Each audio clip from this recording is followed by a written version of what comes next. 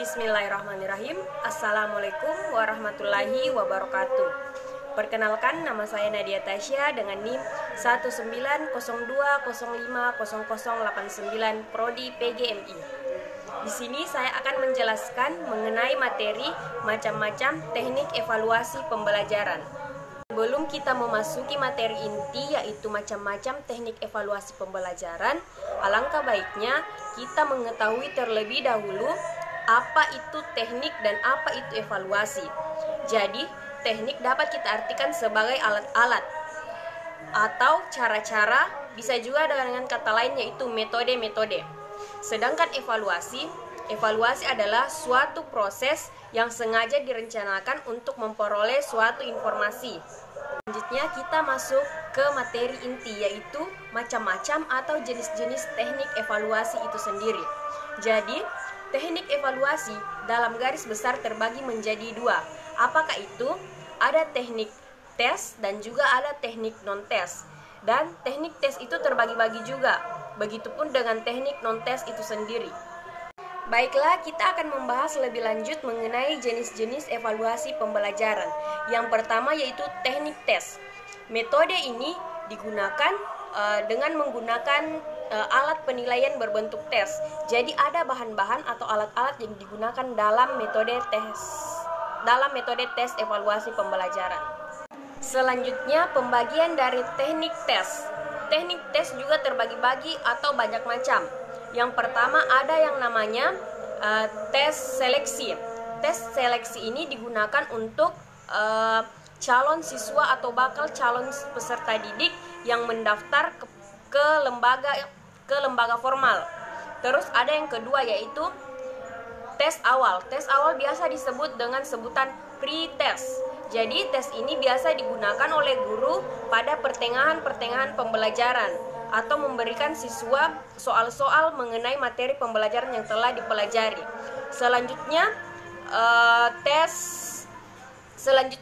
tes akhir yang biasa disebut dengan post-test. Nah, post-test ini yang biasa dilakukan setiap sekolah setelah pelajaran itu selesai dengan utuh. Jadi biasanya soal UAS atau UAN itu digunakan.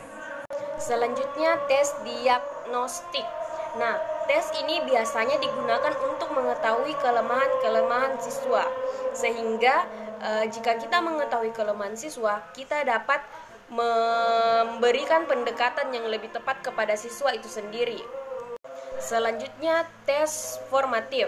Tes ini digunakan untuk mengetahui hasil belajar siswa selama proses pembelajaran itu berlangsung. Terus ada yang namanya tes sumatif. Nah, ini yang paling tidak asing digunakan oleh tenaga pendidik.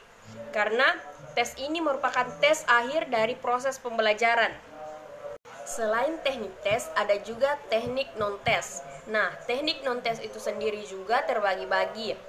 Yang pertama bisa dilakukan dengan cara percakapan atau interaksi antara guru dan siswa atau siswa dan siswa.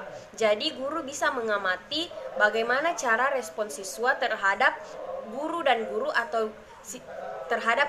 dan siswa atau terhadap orang yang lebih tua dari dirinya. Bisa juga guru mengamati antara siswa dan siswa, interaksi sosial antara siswa dan siswa.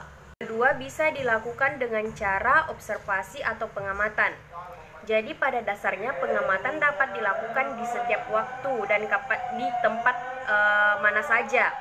Sehingga ada orang dengan teknik pengamatan merupakan suatu teknik penilaian yang sangat sederhana dan tidak memerlukan keahlian yang luar biasa. Namun untuk memperoleh hasil yang tepat atau objektif, pengamatan perlu dirancang sedemikian rupa agar penilaian tingkah laku peserta didik dapat dinilai dengan tepat. Selanjutnya yang ketiga dari jenis teknik non-tes, ada yang dinamakan catatan anekdot. Catatan anekdot merupakan salah satu pencatatan gejala tingkah laku siswa atau peserta didik, baik yang berupa tingkah laku positif maupun tingkah laku negatif. Ada yang dinamakan unjuk kerja.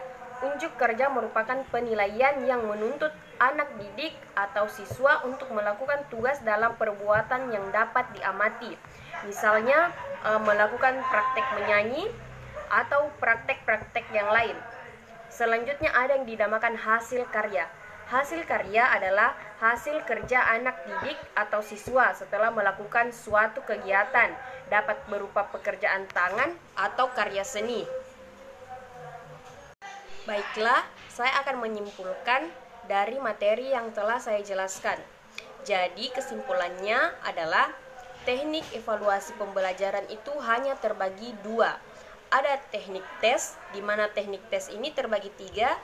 Ada yang dilakukan dengan tes lisan, tulisan, dan juga perbuatan. Sedangkan untuk teknik non-tes dilakukan pengamatan tingkah laku atau sikap dari peserta didik itu sendiri. Jadi, sekian dari materi yang dapat saya sampaikan. Kurang dan lebihnya mohon dimaafkan. Wabillahi taufiq wal hidayah. Wassalamualaikum warahmatullahi wabarakatuh.